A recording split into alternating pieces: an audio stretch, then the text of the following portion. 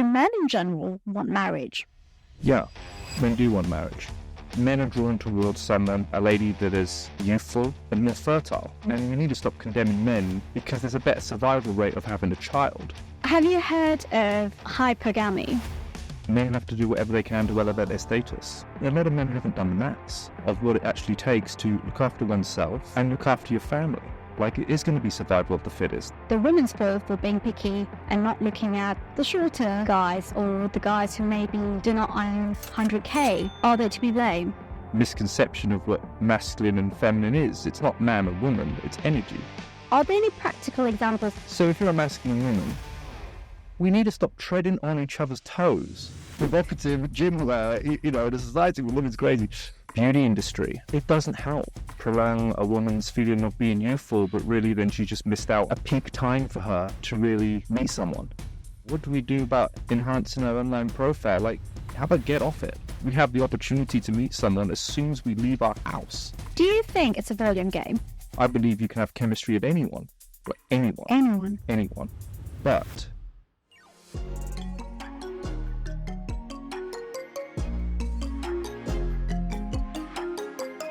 John and Cassell, welcome to Figuring It Out. Thank you for being here today. thank you for asking.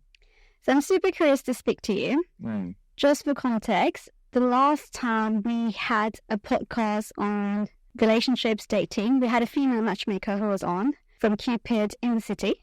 Cool. And it got a lot of traction. And I realized that it is a big theme and everyone could probably relate to it. Whether you're dating, in a relationship, married, divorced, there's something in there for everyone. And I wanted to bring it on to have the male perspective. Yeah. And if I may, the analogy for me would be I'd love to be sort of a fly on the wall and get an insight into like the male brain. Yeah. So really keen to have a perspective. Maybe to start with, give us an introduction by yourself. Okay, well, I've been working in this space for 16 years now. I'm pretty much seen as like an architect and a strategist for people's romantic and social lives. So doesn't matter what sort of goal you want within that area, I'll make it happen for you. So if it's a mindset issue, if it's your social technique, the way you speak to people, your ability to read social situations, it might be that you're just not in the right place in regards to your status, right? So making sure your whole social life is set up exactly how it needs to be so you can start reaping those long-term rewards. And do you work with both male and female clients? I do. Okay. It's funny. I don't market towards women. Mm-hmm. I market towards men. I occasionally get an email from some smart-ass girl, a woman that thinks that she's the exclusive one that's come in for to get help with me because I've worked with so many men, right? So it's a smart move.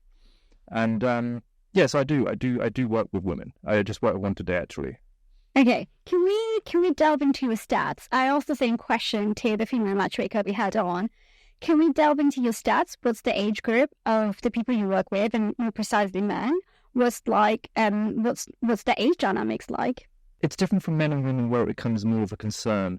I think there's more uncertainty for a guy in his mid-20s, right? Trying to work a lot of things out, trying to hustle to get the attention from a woman when she's just naturally drawn towards someone of higher status. So typically a guy that's sort of come into his 30s, late 30s, more established, more wise, in his kind of peak. I always give the analogy of when we were back at school, like I went to originally a mixed school when I went into an all-boys school. Maybe we'll get into that later. But, trying to sort of innocently grab the attention of girls in the playground, not really knowing what it meant, you realise they were drawn towards the year above. Mm. It was just the year above, it was just, you don't really think too much of it, but it's the same thing when it comes to a man seeking the attention of a woman whilst he's in his 20s from a woman in her peak at her 20s, but really she's drawn towards the more resourceful man. And I always kind of think back onto that early childhood thing. The times don't really change as the playground does. Okay, we'll get into that. That was an interesting one. We'll definitely get into it. For women, as you can imagine, it's more of the times that bring us towards urgency. Late 30s, early 40s. It's a heavy conversation as to why, There's a lot of hard truths as to why that is. And I think there's a bigger conversation to have around beauty industry. how certain things can prolong a woman's feeling of being youthful, but really then she just missed out on a peak time for her to really meet someone. Is there a peak time? I feel so, yeah. And what would that be? I feel that a woman in, evolutionarily speaking, always looking from that standpoint, okay? Men are drawn towards someone who, a lady that is youthful and more fertile. And what age bracket is that going to be? It's going to be mid-20s to 30s, right? That's what we know. We know that to be the truth. And we need to stop condemning men for, we need to grow up, stop going for the younger women, which evolutionary is programmed in us to go for that. Because there's a better survival rate of having a child if we go for a woman at that age. It is unfair, but it is a scientific and biological reality. A man can be 40, 45, 50, can still think about having a family with a younger woman. If you will reverse that, it wouldn't be the same for a woman aspiring to have a family, maybe in a woman in her late 40s, early 50s, right? Right. Have you heard of hypergamy? Mm-hmm. I was listening to podcasts. I think it was Chris Williamson. He used to be on Love Island. I think he has a podcast now. And he was talking about it. And then he mentioned the term hypergamy. And he specifically talked about female hypergamy. And then he said that women generally tend to be attracted to men have the propensity to go for men who are of a higher socio-economic background, better status, higher status, more educated, higher income earners. For men, it's a bit different, but also given the supply, if we think about all the education stats, I mean, we've talked about this on the last podcast, but if we think about the educational stats, there are more educated women today, and by that definition, there's a bigger supply of whatever you want to call it, great women out there. And then he said, and this is from him, not me, and then he said that men have this big pool of women to choose from. The high caliber, and I say high caliber between brackets, the high caliber men are perhaps of a smaller number. So they're not in a rush. Women are more in a rush given the biological clock and everything.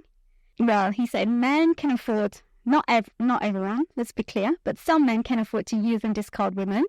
Then the woman goes, well, I feel used, I resent all men are the same.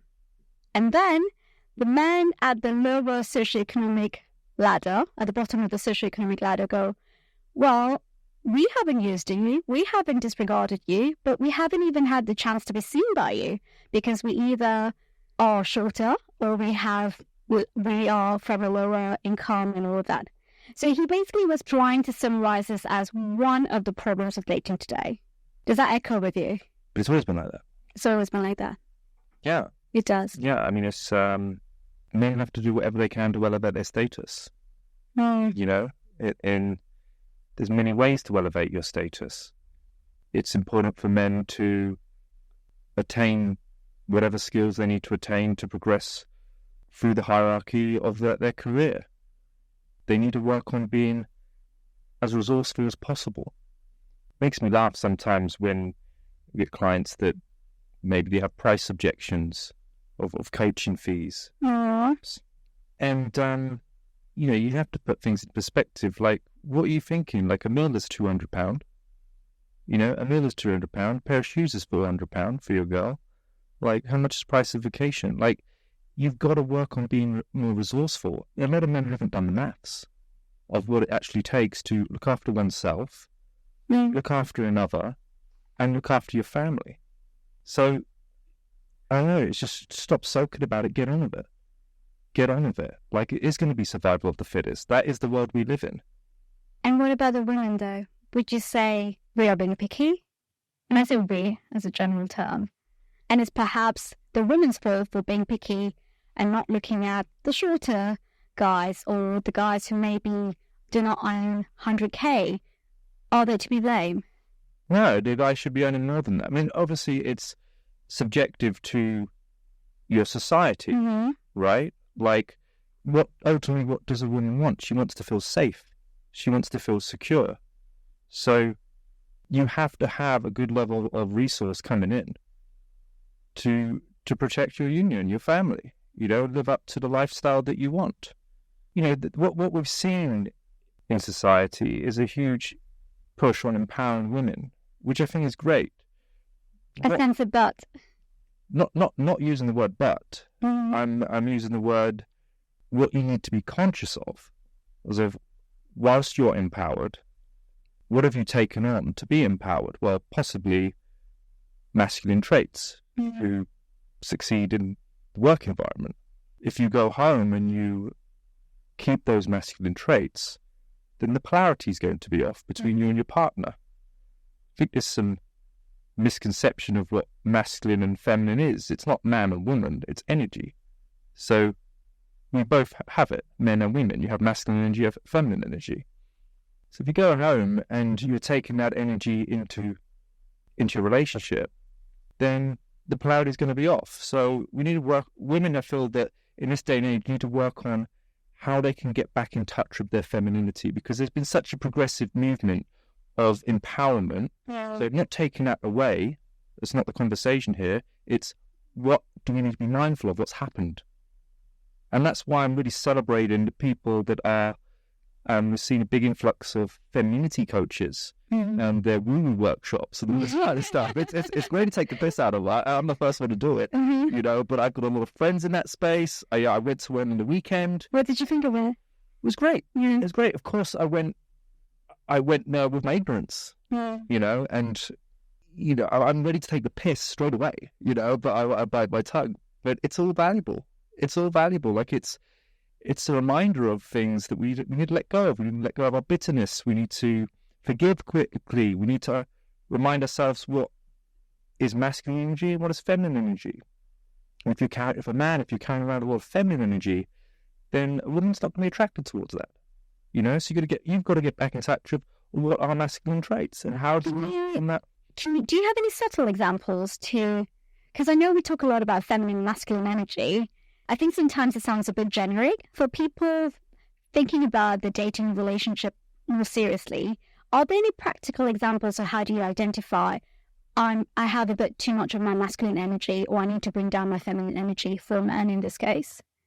So if you're a masculine woman, right, you've become quite independent.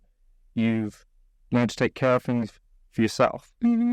It's reminding to give space for the man to allow him to feel like he's taking care of his partner. Okay? And by being in autopilot all the time, because that's all you've known, right? We're subtly emasculating the man.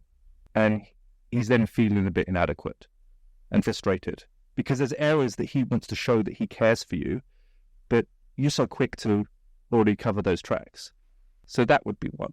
It could be a simple thing like taking lead when you're at the restaurant and ordering the food.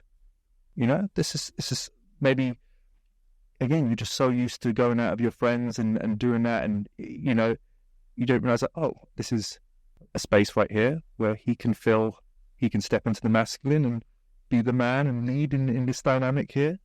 Planning the holiday. You guys going for a trip away, give space for him to book the restaurants, book the flights, all this kind of stuff. I can see what this conversation is going to lead on to. It's going to lead on to splitting the bill and all this kind of stuff. I'm sure you can guess. That's a masculine trait. Let him take care of it. We need to stop treading on each other's toes. And the whole feminist chat. Yeah, there's extremes in everything. I'm not an extreme, and I'm aware of what the things are, but hopefully through this conversation, it sort of colours in the areas of the confusion that's going on out there. And what about a man? If we were to think about the feminine energy, is there an example? Well, if a man is very sort of passive, right, he lacks assertiveness. To simplify, it's, the masculine is about giving and the feminine is about receiving. So if you're not working into that, then it's going to show. The woman's going to find somewhere else where she's going to get that. Makes sense. You mentioned that you obviously work a lot with men, and once in a while you will have the smart-ass women trying to get in touch to know about the insight. So maybe you can share some of those here today.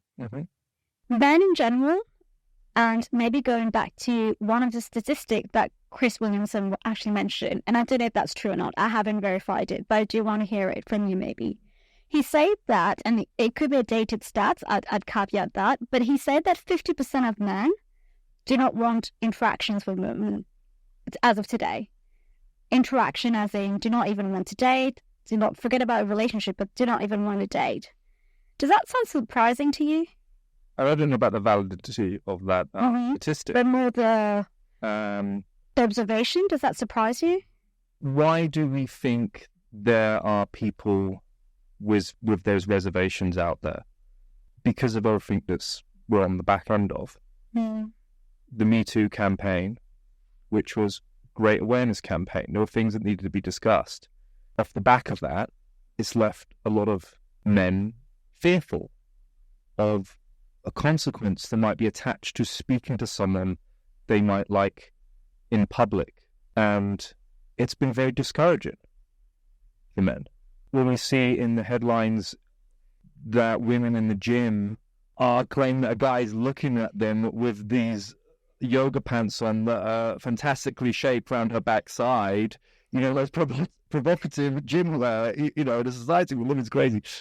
It doesn't help. And I've got a lot of great female friends that, they're very attractive, and I speak to them about these on these subjects. What do you think? Tell us, Johnny. We're frustrated. We're frustrated because men aren't making the move. It's frustrating out there. So I guess all the more to people like me and all the other coaches out there that are helping men sort of get over these limiting beliefs and empowering them in all the ways they are, because we're actually doing a woman a favor. It's tough. Like, and the conversations about, what do we do about enhancing our online profile? Like, how about get off it? Get off it? Yeah. Really? Yeah. And what, try to meet someone in real life? Yeah, like that old thing. That old thing. Like that old taboo. How about we be a bit more receptive and inviting of new experience on a day-to-day? How about we come to realize we have the opportunity to meet someone as soon as we leave our house? What are we doing with our eyes? Where are we positioning ourselves in our lunch break? You go into the canteen, or you position yourself at that coffee shop where those handsome men hang out on their lunch break? That's actually strategic. Of course it's strategic. We all have the same time. What are you doing with your time? I don't care about giving advice about online. It's a path. I will give advice, but I will discourage people from seeing that as the only path, because what it's really about is living a more enriching social life. And if it doesn't work out of one person, guess what? You've got a really healthy community underneath you. And you've got that social support, that nourishment that probably doesn't exist because you've abandoned it to go and accelerate at a great rate in your career. It's like a lot of my clients, like they've achieved great things in their career, but it's kind of a sacrifice, their social and their daily life. So you need to create a foundation, get a social life underneath you. And you know what? The people you meet through friends, they're going to be more accountable and they're going to treat you better. There's also familiarity. There's a sense of familiarity, I'd think. Yeah, well, also letting someone else down if they mess up with you, right? Because you're in that whole circle. There's no consequence attached to it not working out. How do you put yourself in situations where you meet people in real life? And I know the question might sound simplistic because you just put yourself out there and you go up to people and speak to them. But we think about London as a city in comparison to New York. I feel London is generally quite prude as a city. If you go to New York, I remember when I was there years back, people will walk up to you at the bar and strike a chat. In London, and maybe that's my experience in friends, but it does feel like in London, we're quite polite, we're quite prude. How do you put yourself in those situations to meet someone in real life? Well, first of all, you got to prime your mind for it. Okay? A lot of the time, we're walking around every day with the argument we just had with our friend or our boss or that deadline we didn't meet, and we're punishing ourselves. So if we're thinking that, we're projecting it, right? So we've got to change what we're thinking. We've got to change the conversation we're having with ourselves. I start my day, and my clients start their day with, today we're going to fuck with people. I'm going to fuck her out. I'm being blatant, right? I'm going to see what I can get away with, right? And then you've got to start to think, well, how does my body follow that for? How's my day full of that thought? Well, it might be that I've caught eye contact with someone across the street or on the tube or however I commute to work. I just start playing with people. I'm throwing them a signal. Is it or is it? I don't know. Let's have, just throw them something. Is it coming back? Oh, it is. Is it? What's going on here? Then give it a wave. They get a wave back. Say hello. They start a conversation. You're at a coffee shop. Ask for a charger. Ask for the Wi-Fi code. Mm-hmm. Put a silly name on your cup. Get everyone to shout it out. Get everyone laughing, and then speak to anyone you want. Like every day we have this opportunity. We just need to start thinking creatively about it. Ask for directions. Ask someone for the time. This is give someone a cheeky smile. Take a risk, because the real risk is not risking. What's the worst that could happen? You don't take the risk. Like if you're serious about bringing people into your life, you've got to get playful. You have people that are feeling this urgency and this stress of finding someone, and they're starting from that place. Mm. That's why it's not working out, because that energy is leaking out of you. Let's not forget what this is about. It's about having fun, being playful, being a good person to be around. I'm picking up that phone and calling that person because I want to spend more time with them. I want that energy. Every day can start from that place. I mean, anyone watching this, just start thinking like that. Start your day the next day, and then just write a comment on how you got on. Like, yeah, do it. Love this. Like a lot of conversations can start without even opening your mouth. You talk about non-verbal communication, and I talk about eye contact. And you get eye contact back, the conversation's already started. Let's go. You don't need to what do I say? Just hey. Yeah, people are overcomplicating what's next. Just hey. A friend of mine actually signed up to a session with a dating coach 2 years ago. I think he's still single, but he told me about his session because then his sister signed up to that. And then the dating coach actually told them, now that you mentioned it, it reminded me that when you're on the tube, as that was one of the examples she probably gave them, have a book with you as kind of a prompt, maybe for a conversation. If someone is sat next to you, or if someone else is reading a book, be like, what book are you reading? And then she did say, try to, if you're invited at a friend's brunch or dinner, try to get to a restaurant 20 minutes, half an hour before, and don't be on your phone. Look around the room, try to make eye contact. Yeah, it is. That's where it starts.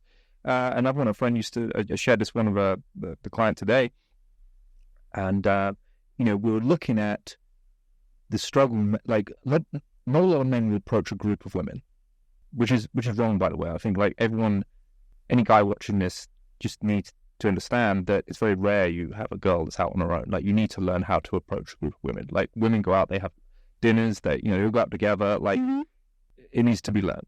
For the women, like, they can be let down by another member of the group, right? You might have a female friend who just loves the sound of her own voice, and a guy might come over and you're like, oh, cool, I might meet a guy tonight, right? But then your friend that loves the sound of her voice barks in, woof, woof, woof, woof, woof, the look at me campaign, and just ruins it for everyone. But you're thinking, oh, I thought the guy was cute. I messed it up for everyone, and you still go out of this girl like she's not a team player.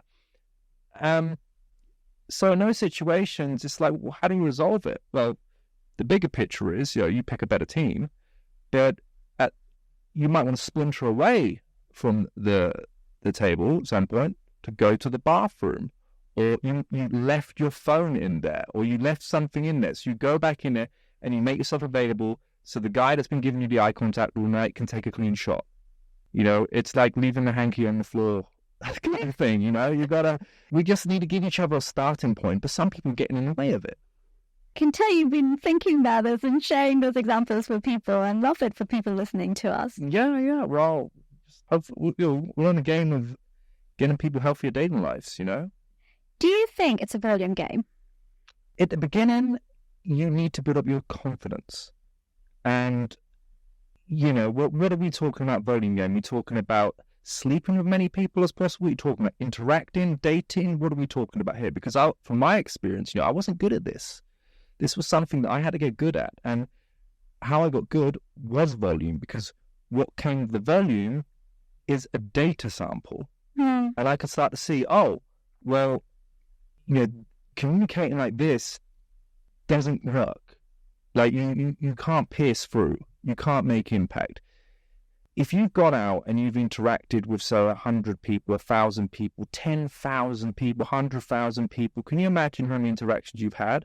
Like, you're only going to make it more interesting for yourself the next interaction you have, which means you are so far ahead of anyone that is going to do it for maybe like the third time or the fourth time.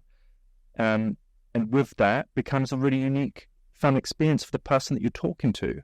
So I think absolutely yes, volume comes from going out and experiencing real social situations. What do we know about each other? We like to see that someone is confident.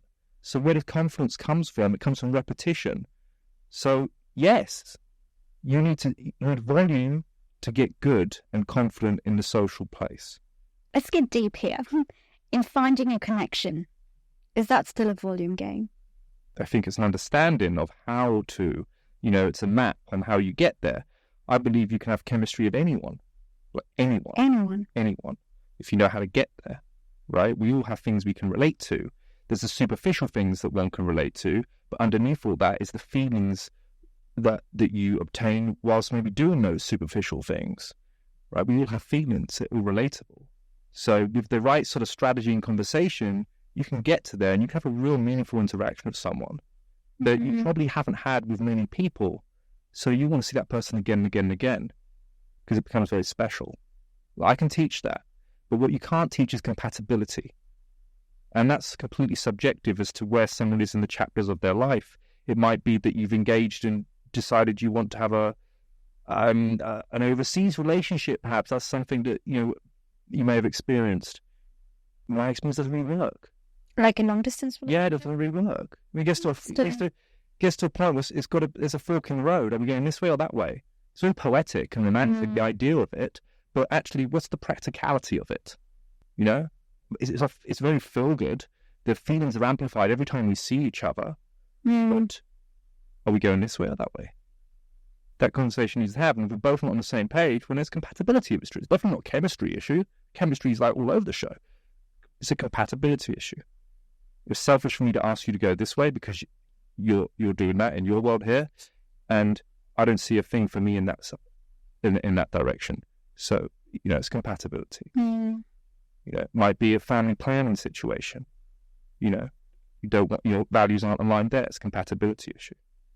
When you speak to men in general, other than trying to be more confident, how to strike a conversation with someone in real life and all the stuff around it, do you sense that increasingly there are less men who want to be in a relationship?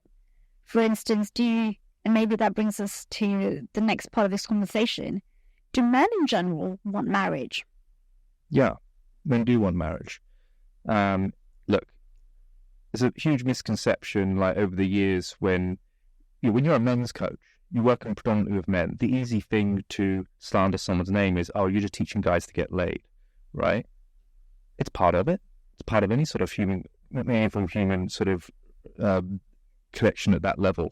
It's not the focus, because you have to build chemistry in order for someone to want to cross the line in that respect. I ask my clients, what is it you're looking for? Not one of them goes, I want to get laid. That's what I'm here for. They'll all say, I'm looking for companionship and someone who is in alignment with my values. Those are the people I'm dealing with. These are real, genuine people that want to work on themselves and become the best version of themselves for the being they want to meet in their lives. It's a beautiful thing. And what you see these guys do and experience, that who they become is extraordinary. But the hardest thing is actually getting them to believe and trust that someone can help them in that area. That's the most exhausting thing. But once you've got it going, wow, it's incredible. And what are men looking for in general in women? So Siobhan last time actually said this when we were laughing about this. She said, and it was actually interesting because it got a lot of people talking, but she said that the women are generally looking for the three sixes in men, 6 packs, 6 figures, and 6 foot. And then she said that men are looking for the 3 Fs in women, which if I can still remember, I think it was fit, feminine, and friendly. So let me ask you, what are men looking for in women? In a good woman? I'd think somebody who wouldn't want that. What's wrong with that? Is there anything else that from your conversation with clients that maybe stands out that we haven't thought of or we haven't touched on? The most important thing that a man is looking for a woman is a woman that can push back. Okay? That doesn't mean being abrasive all the time and being an ag. It just means that you know your boundaries and you're not afraid to speak up for yourself, right? Because you've got to think out what's the consequence of not doing that, right? The consequence of not doing is that it actually leads to an abusive relationship, because the abuse starts by one pushing over the other's boundaries, and then they go further and further and further, okay, until, God forbid, it gets physical. Mm. Which I've seen that happen, right? Mm. And I've worked with people that have been in a repeated cycle of that, right? And a lot of it is to do with attaching fear to the confrontation because they fear they'll actually lose the relationship. Mm. They lose the relationship by not having a voice, because what happens if you lose respect, you lose attraction. So you have to have a voice. There's some things you let go. There are things that you let go. But if there's something that is a hard no for you, you've got to stand up for yourself. So we call it the challenge. We challenge each other when we're moving closer to the line. Or we're getting a bit too comfortable, perhaps. That might be another thing. We're getting a bit too comfortable, right? Mm. You know, you're starting to become a domesticated house cat. You were a tiger when I met you. Now you're a domesticated house cat. What's going on? Let's not lose attraction for each other here. Yeah. Right. Let's get back to the you being the masculine man, leading, planning, making an effort, having things in the diary for us to do. Let's not forget about the importance of that. Just because you've got me now doesn't mean you can sit back and put on the Netflix every night. Mm. Let's put down our phones. Let's think about that human connection. Let's hold this eye contact. Let's talk. Men are generally, and it's scientifically proven that men are generally less open versus women. Women can be more open communicators. True. When we think about online dating, and it's just because now online dating is a big part of modern dating. It's already hard judging someone by their profile, like a few worded profile on whether that's Bumble, Hinge, whatever dating app we could be talking about. The interactions can be trickier as well. The question, I guess, here is, how do you tell men in general to open up and talk about their feelings and their emotions? We're not there yet. We're not there yet. Yeah, it's I was speaking about this with my girlfriend the other night, and it's still confusing for men because What is? the open up, because when they're confusing it with, when you're showing weakness, right? That's emasculating. So if I'm showing weakness to my girlfriend, right, and I notice that there's some attraction that she's losing because I'm showing that weakness, then what do I learn from that? You shut up. Yeah, okay, I'm just, there's certain things I just got to deal with silently. And there's a lot of men that struggle silently. They struggle silently about their financial position, their career, Mm-hmm. their emotions. And that's a struggle we don't often talk about. There's things like the Heads Together campaign that came out and, encourage such things, and, the support for men to talk about their emotions, but we're just not there yet. I definitely help men communicate more openly, ask certain questions, set the frame of, from the beginning of their relationships, to not have any fear attached to speaking about each other's wants, needs, desires, fantasies, things they want to do, things they want to explore, to whatever capacity. Because if you start from that place, then there's never going to be fear of introducing that conversation later on down the line. And when it comes to online dating more precisely, do you have any practical tips to ensure better matches? Because apparently men get less swipes than women. Look, what we know about online dating is it only really works for a small percentage of people. Yeah, I've got examples of people that have found love on there and have got married. Mm-hmm. Fantastic. In actual fact, I just visited my friend in Valencia over the weekend, and she met her partner on Hinge. She's got a baby she had 2 weeks ago, she was saying. She's happily married. So there's a success story. But if you're experiencing frustration through it, a lot of it is to do with how you're branding yourself, the marketing behind your approach. Because you think about it, we are a brand. This dating thing is a marketing game. So let's start there. Let's start and think, when you're choosing the 6 images, you traditionally choose 6 images on these online platforms. Think of it on a website. If you're if the internet marketers watching this would probably resonate more with them. It's important to have a good landing page. Because if the landing page just doesn't grab your attention, you know what, you're going to click off. I was working with a client today. Her landing page was a picture of her in the Alps with big goggles and a hat. Well, one can't even see you. That's your sounds adventurous, but you probably can't see her. But we can choose better imagery to communicate that message, that side of ourselves. So your images should not be captured off like an iPhone 6. Like the image quality needs to be high. You don't want to see all your friends in the photos. I don't care about your friends. I don't get. If I'm in the shop and I'm shopping for Hermes, I don't want to see Nike. I'm not here to see the Nike. I'm here to see Hermes. Just that over there. Well, don't pick hotter friends in your pictures if you're doing them as well, because that's obviously I'm going to get it's like having a sales page and you've got some distraction at the end. You've got to get that part of stuff sorted out first of all, right? The image, and a lot of it, if you don't look good in your images, get that sorted out. Why don't you look good? But what's the truth? What's the truth? We don't look good because what? Because we don't know how to dress properly. Maybe I've had to pull a client today on the clothes she's wearing, choosing for this image. They're not flattering her. It's nothing wrong with your figure. It's just the choice of clothing you're wearing for this image is doing nothing for you. You're losing out on a bit of real estate on this place here to capture someone's attention. You've lost it. So these are things that matter. Instagram matters. Why are we not on Instagram? There's people who's not on Instagram. One of my clients are not on Instagram. I am on Instagram, but is it a big thing in general when it comes to dating? Is that? Huh? Think about it. Instagram is the real online dating. Are you joking? You can message anyone without any barrier. There's no swipe to make sure. You can message them straight away. You can show that you're interested. You can have a peek by appearing in their stories. You can see who's following your stories. What might not have been something right there and then IRL in real life, but you're still following each other on Instagram. 6 months later might be an opening for you.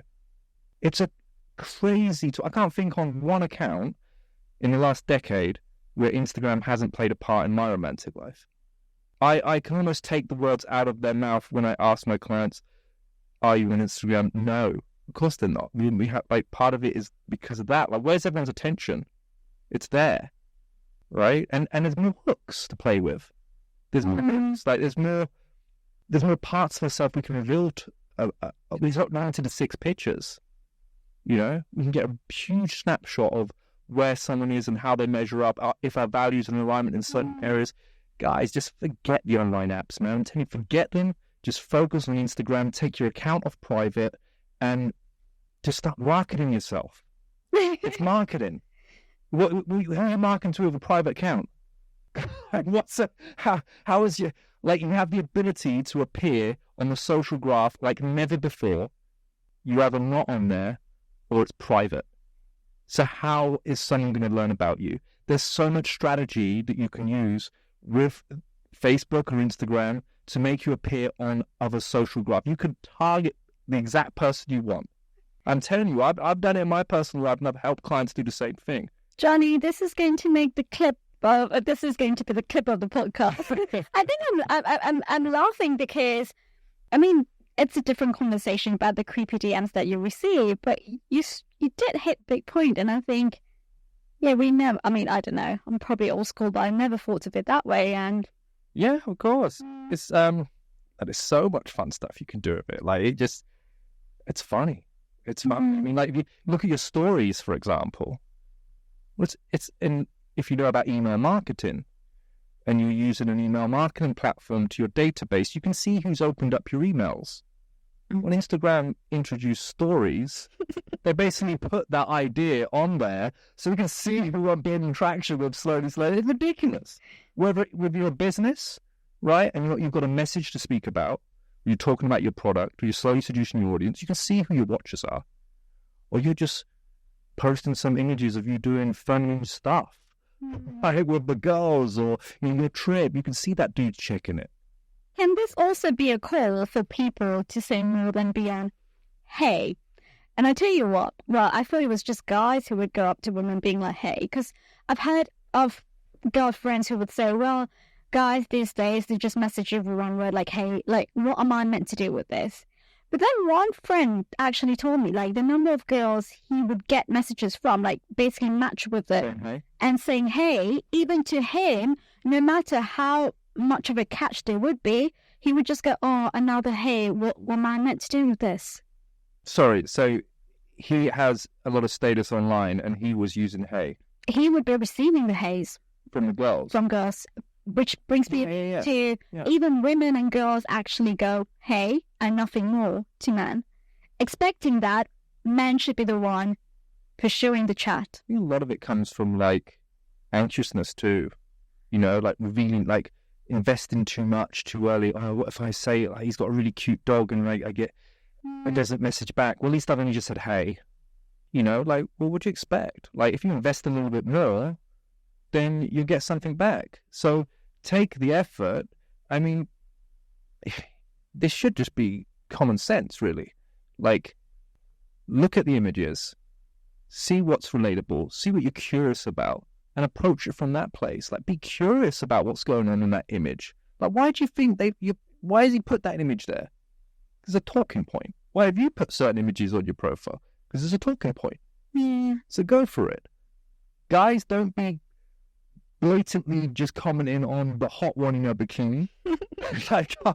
like it's a trap. It's a trap. And yeah, I mean that's just comment on the dog or something. You know, comment on the dog. Comment on the dog before the bikini. Right. Okay. Oh well, no. I mean, it's a trap. You know, like every guy's doing that. So I think when it comes to if a woman's very attractive, you know, you want to compliment her more so on her ideas, her thoughts, her achievements, as opposed to her beauty. You know, that of course there'll be time to compliment on that, but that's not really going to penetrate, so to speak, at the beginning. You know, you've got to be unique with your approach. I heard this somewhere that apparently it's very common for guys to use 2 truths and a lie. Do you know about this one? Yeah. On dating apps, right? I mean, you're the dating coach. What am I saying? But it was advised, it's advisable to women to actually have the same prompt, which is apparently not a common one for women, because it does spark conversations. Yeah. It just makes it easier. It's a bit playful. Yeah, the prompts aren't off the top of my head right now of like what you can choose, but you can get really creative with them. You know, you really can. And try to not be too serious with it. Like, always try to inject humor around it. Remember one, it's got to be playful. It's got to be playful. You've got to have fun with this.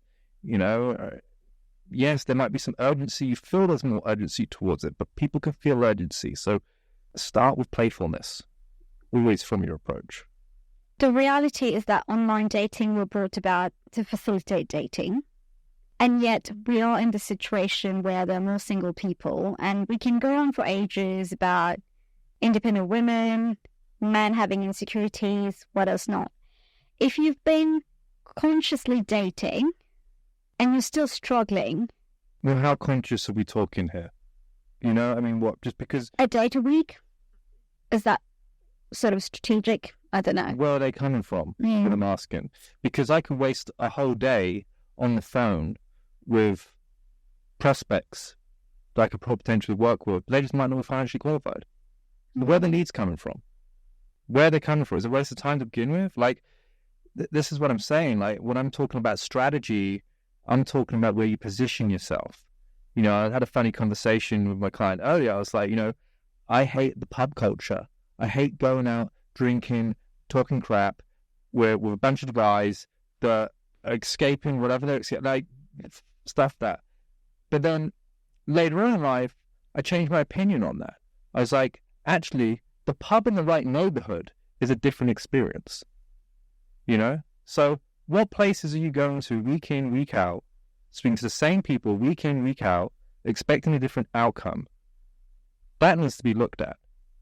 It needs to be changed to be in real alignment with the demographic, the archetype of the person that you want to go for. That's conscious dating, not getting a thumbs up on the apps, going, oh well, you know, he looks good, and it's like, oh, you gotta really understand what it is you're looking for. You gotta know how to ask the right questions. You gotta know how to elicit these values. You gotta know how to observe when someone's behaving in certain ways that matches the character traits that you've made yourself aware of, and you gotta go that direction. Like that for me is conscious dating. It starts with, you know, like any business, again, in the marketing game, if you're a successful marketer, what do? You work out who your target audience is. Okay, my target audience is this. That's the person. Okay, well, where do I position myself? Well, I'm here. I've got a shop in Oxford Street. Well, your clients, you need to be on Bond Street, right? You've got to be thinking like that. You might be just positioning yourself in the wrong places. That's the biggest takeaway today. That's the biggest homework, is do an audit of where you're going, who you're spending your time with, what you're doing, and ask yourself, is this in alignment with the people that I want to meet? That's conscious dating. And we've talked about what men are looking for in a woman.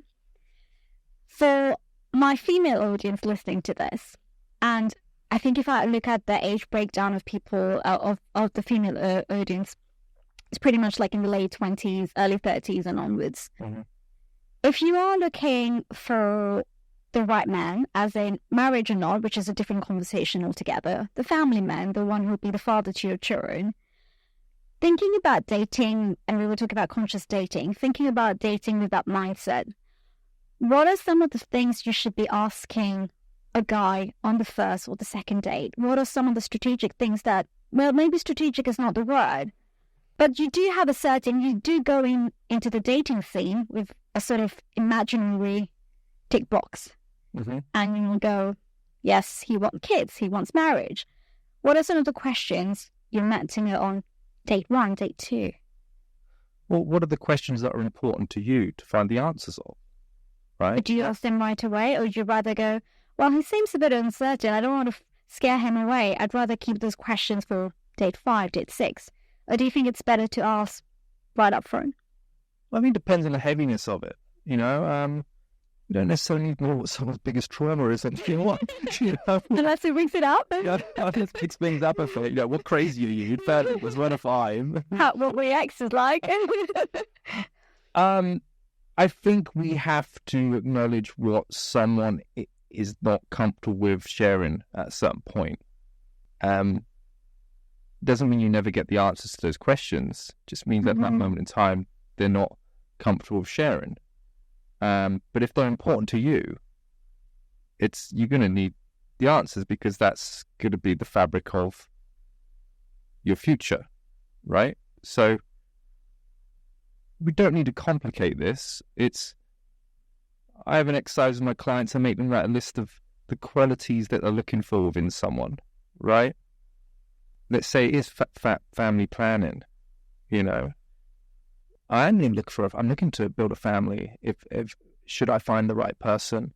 What about you? Where are you at in the chapter of your life? That's a healthy conversation. There should be no weight really attached to that. I mean, what's wrong with that? You know, you're literally just, that's cool.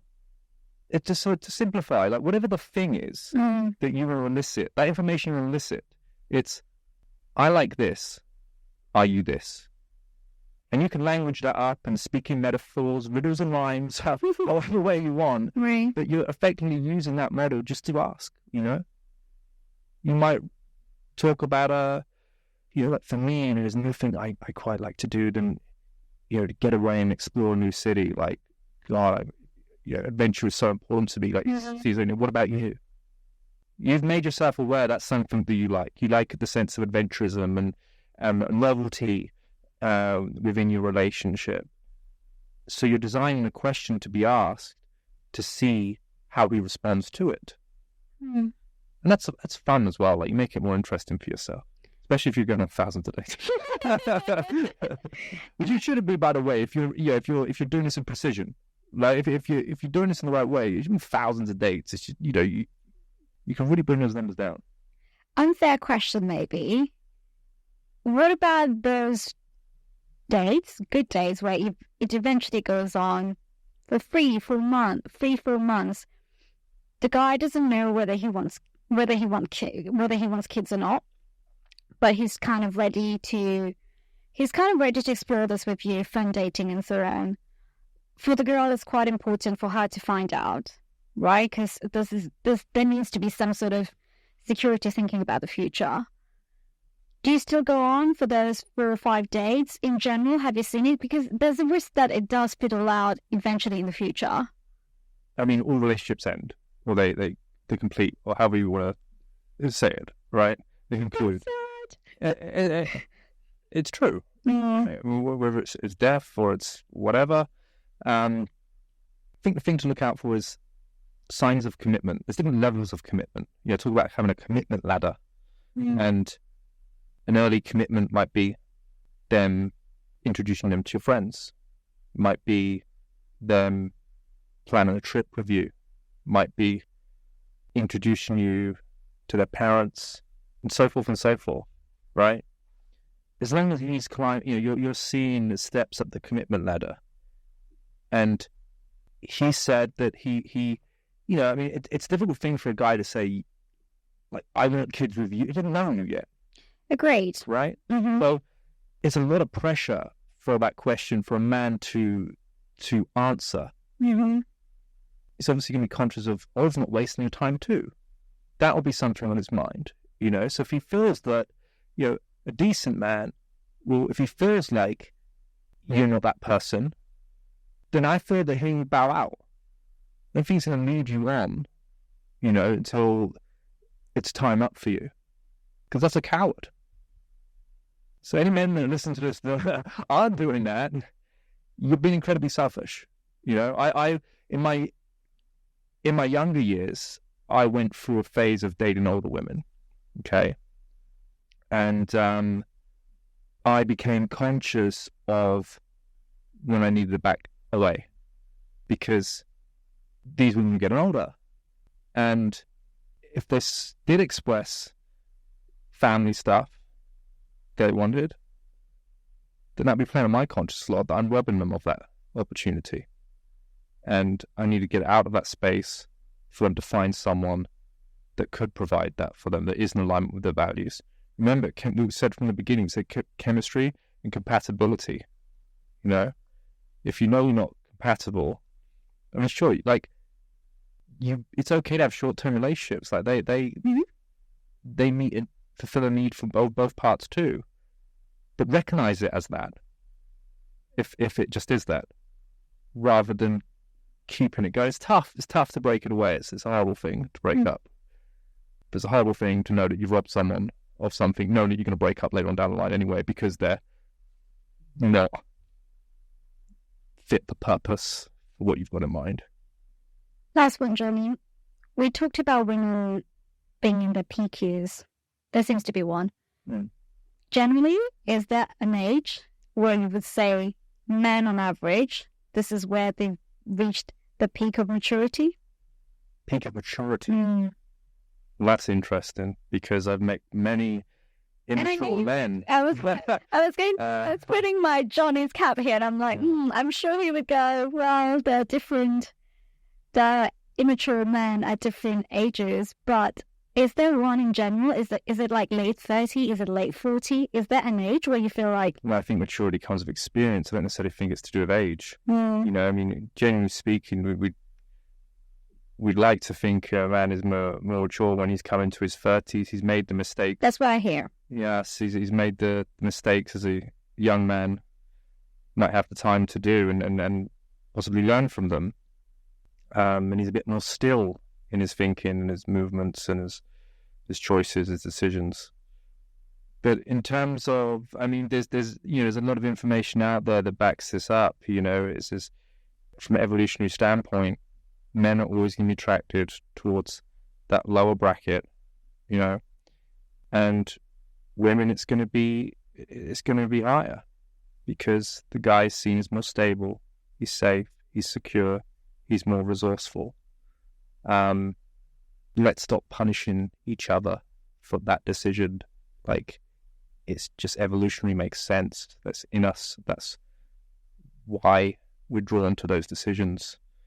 The beauty space I'll speak about finally. For women, it helps prolong youth, right? And even more so now with the advancement of all these aesthetic treatments that are out there. And now also the option of freezing eggs, right? I think women get very caught up in feeling younger than they actually are. Then they're left with a little bit of time to make those family planning decisions. And of course, with the empowerment of women as well, it's the idea of going after the career, becoming more independent, more resourceful. It's also pushing women to decide to have children if they choose to later on. But the consequence of that is the majority of men, the men of status, aren't necessarily going to pick those women based on the evolutionary theory that we've just spoken about.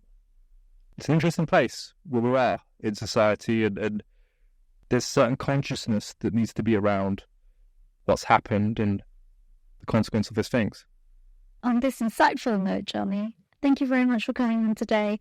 It's really great to hear your perspective as a dating coach dealing with male clients, because I feel most of the time we hear the female perspective, and it's quite refreshing having your take on this topic. And for people who probably want to hear more about your work, I'll leave all the social links in the description. But thank you so much for coming on today. Thank you. Thank you for providing a platform. And as I said, it needs to be more stuff like this where men in this position can speak on behalf of men, from that perspective. There is certainly a lack of it.